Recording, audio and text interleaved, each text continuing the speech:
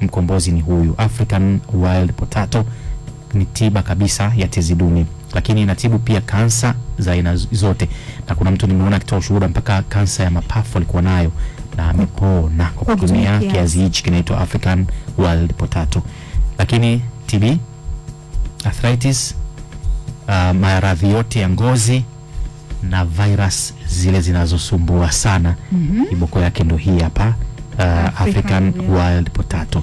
Unakichemsha kisha unakunywa kwa siku 21 kwa maradhi ambayo ni mazito makubwa ambayo nimeyataja hapa.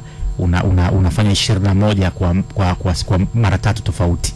Umeshaelewa unaona wala shika maviazi makubwa yule jamaa, afu kinachofuata hapo kama tunana sio hivyo.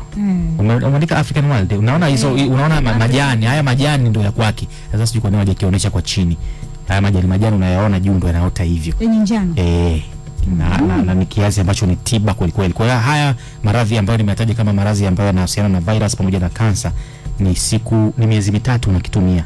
Siku 21 21 kwa kuchemsha na kunywa. Ni kiazi ambacho ni tiba, na nasema hivi kwa sababu kuna watu ambao wana watu wao nchi mbalimbali. Jaribu kuulizia, ukikipata basi ni kwamba umempata mkombozi, kiazi ambacho ni tiba kweli kweli. Sawa, sisi hatuna. Nimejaribu kuangalia kueleza kila mahali, hakipo.